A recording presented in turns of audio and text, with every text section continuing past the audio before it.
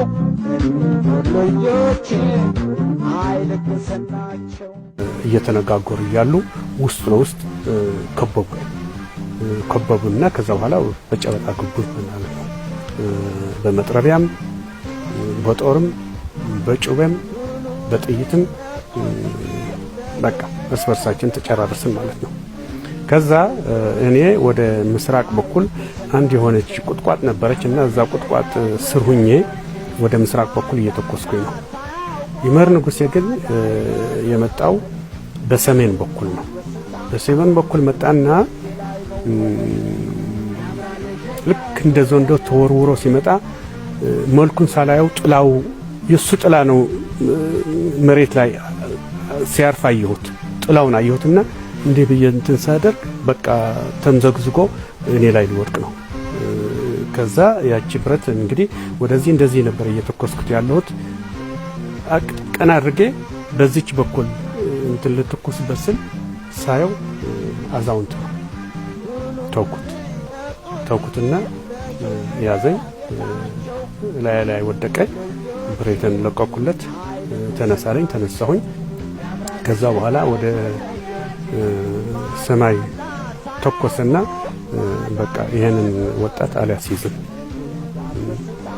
ብሎ ዘመዶች ነበሩት አብረውት የመጡ ወጣቶች ኩበቡት አለውና አስከበበኝ። ሌሎች እንዳይገድሉኝ ማለት ነው። ደብቆ ወሰደኝ፣ ወደ ቤቱ ወሰደኝ።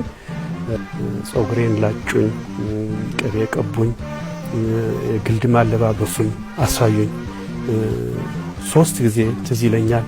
ፈታውና እንደገና እሰረው ይለኛል። ይፈቱትና እንደገና እሰረው ይለኛል እንዳይወድቅብኝና ከዛ በኋላ እንዳልጋለጥ ነው። አየህ ጫማም አምጥተው ከጎረቤት ሰጡኝ። ራያ ጫማ ማለት ነው። ጋቢ በቅቤ የተነከረ ጋቢ ተሰጠኝ። አንድ የሆነች ከረጢት ሰጡኝ። የሆነ ነገር ቋጥረውና ትልቅ በትር ላይ ጫፏ ላይ ተንጠልጥላ እንደዚህ አድርጋ ነው የምትይዛት ብለውኝ በደንብ ነው ትሬን ያደረጉኝ ለ2 ሰዓት ያህል ማለት ነው። ከዛ ማታ ተነስተን የሰዋራ መንገድ ይዘን ከይመር ንጉሴ ወደ ሌላ መንደር ሄደ ይዞኝ ሄደ ማለት ነው። ሌላ መንደር ሄድንበት አሁን ነው መሪቱ ባለቤቱ የነገረችኝ የእናቷ መንደር ነው። እናቷ በህይወት ነበረች ለኔ። እናቷ ጋር ዛደር። ከዛ በማግስቱ ወደ ወሎ ሮቢት አሳፈረኝ ማለት ነው። ከተማ እንደገባንም ጠላ ቤት ይዞኝ ገባና ህዝቡ አውቀዋል።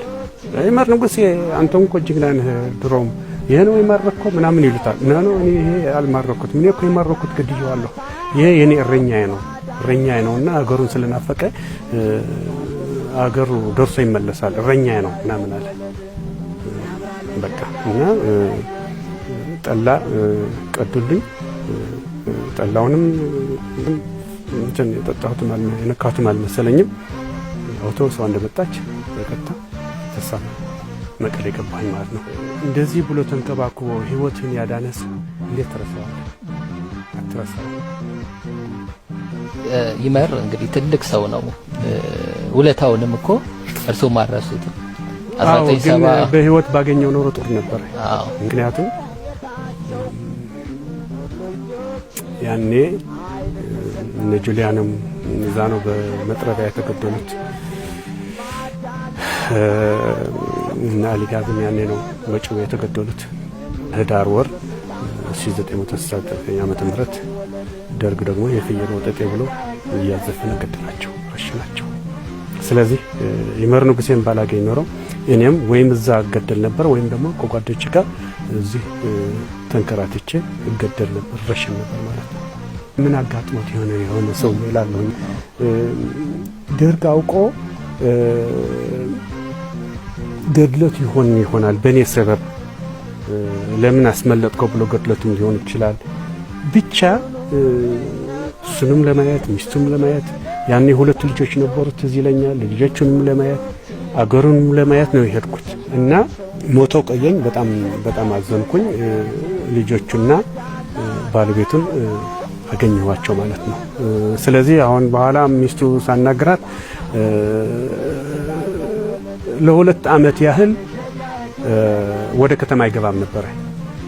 ምክንያቱም ደርግ ይፈልገው ነበር ማለት ነው እኔን ስላስመለጠኝ እና በሽምግልና በድርድር ብረቷን መልስ፣ ብረቷን ከመለስክ እንምርሃለን አሉትና ያቺ የኔ ኤምዋን ብረቷን ይዞ ለደርግ አስረከባት።